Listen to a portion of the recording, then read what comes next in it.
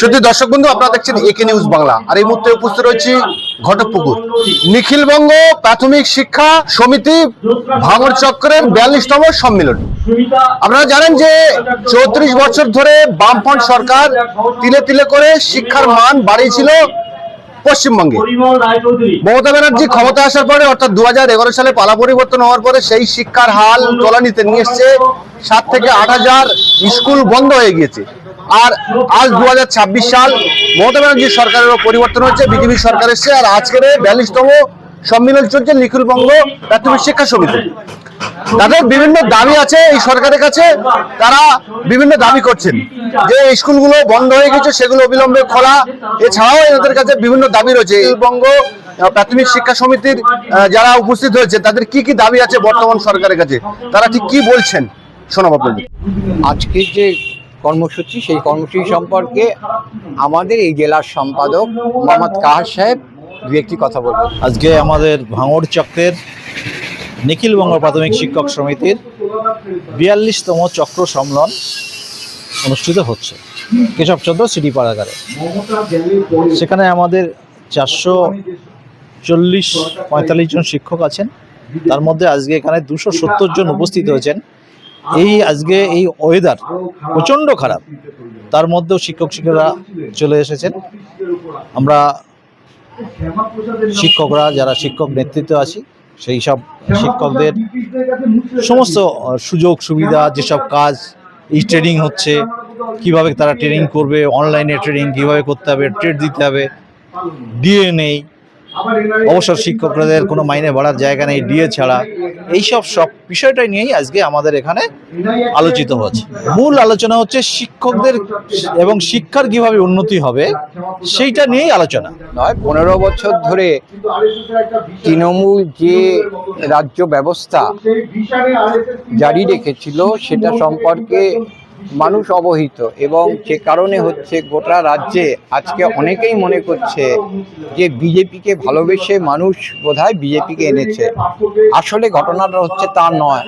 মানুষ তার জীবন যন্ত্রণায় প্রতিদিন উপলব্ধি করেছে যে তৃণমূল তার জীবনের ক্ষেত্রে, তার প্রতিদিনকার জীবন নির্বাহের ক্ষেত্রে বিপদের একটা বড় কারণ। সব ক্ষেত্রেই, বিশেষ করে গরিব মানুষ তারা দেখেছে, তারা যে ভাতাগুলি পাচ্ছে, ভাতাগুলির থেকেও কাটমানি। একটা মধ্যবিত্তরা যদি বাড়ি করতে যায়, সে বাড়ি করতে গেলেও কাটমানি।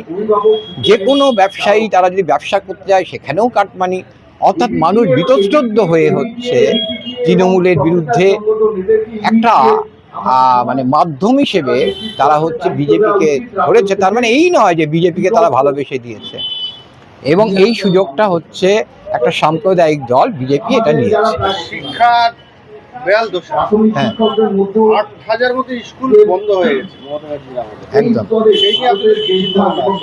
সেটা হচ্ছে যে যাহা মমতা ব্যানার্জি তাহাই বিজেপি আমরা মনে করি। কারণ হচ্ছে এই কারণ তারা মনে করে যে শিক্ষা, সরকারি শিক্ষাটা হচ্ছে অনুৎপাদক ব্যয়।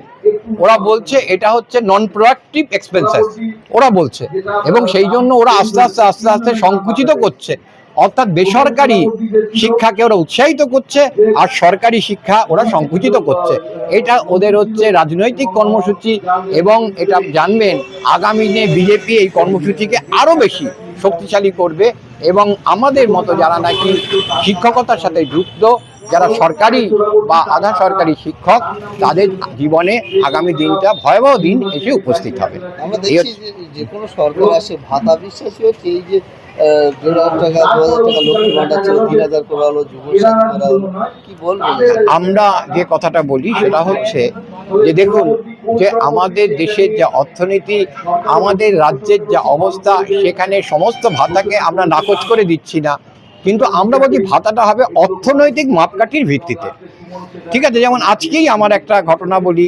আমি আজকে সল্টলেকে যাচ্ছিলাম, যারা অফিসে যাচ্ছেন বেশ ভালো ঘরের ভদ্র মহিলারা, তারা হচ্ছে ব্যাগের থেকে পয়সা বের করছে না, কারণ সব ফ্রি।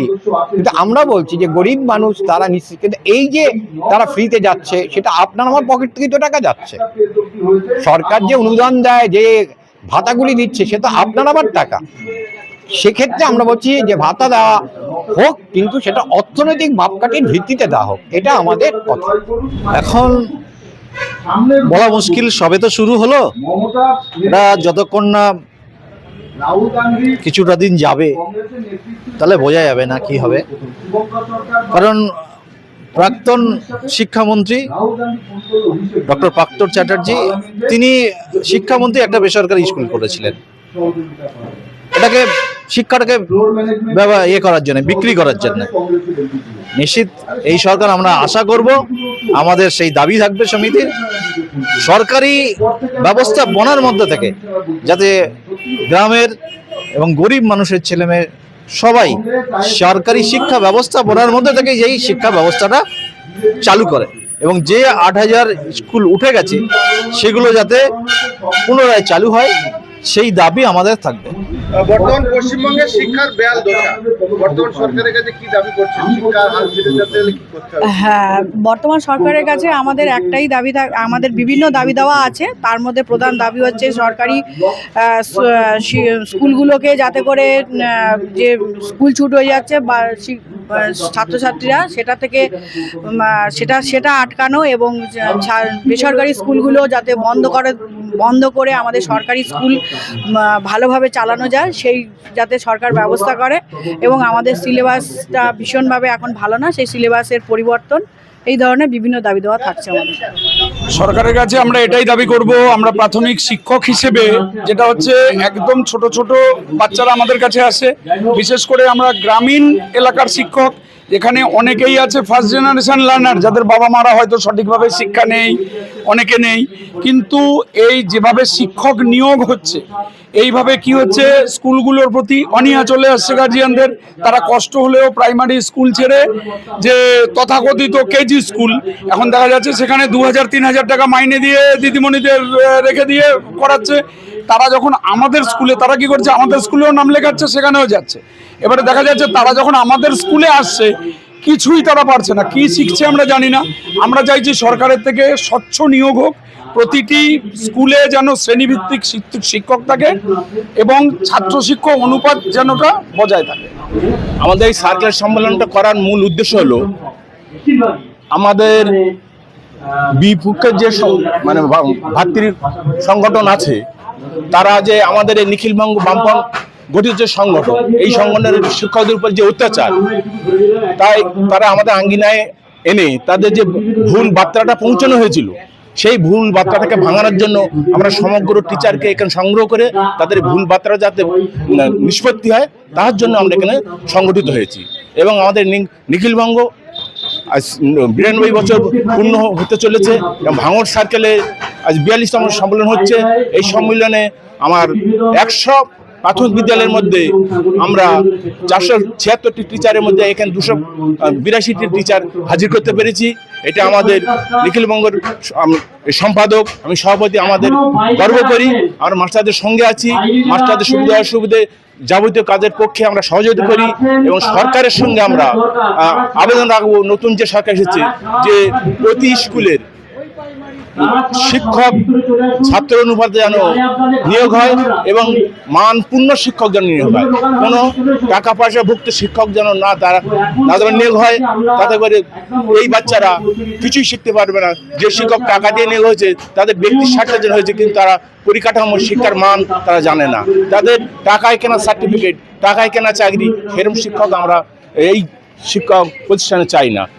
তাদের মান ঐতিহ্য বজায়পূর্ণ শিক্ষক আমরা এই প্রতিষ্ঠানে নিয়োগ হোক, এটি আমরা বর্তমান সরকারের কাছে আবেদন রাখবো, এবং সেই নিয়ে আমাদের এই সম্মেলনটি আয়োজন করা হয়েছে। গত 15 বছর স্বাধীনভাবে কাজ করছেন। আমরা গত 15 বছরের মধ্যে আমি নিজে সম্পাদক আছি 3 বছর, 2 বছর সেক্রেটারি ছিলাম। এই মধ্যে আমাকে বিরোধী পক্ষ সংগঠনের লোক মারতে হলে মেরেছি। এই অবস্থা তবুও আমরা পিছু পা হইনি। আমরা শিক্ষকের স্বার্থে যত চেষ্টা করছি এগিয়ে যাচ্ছি।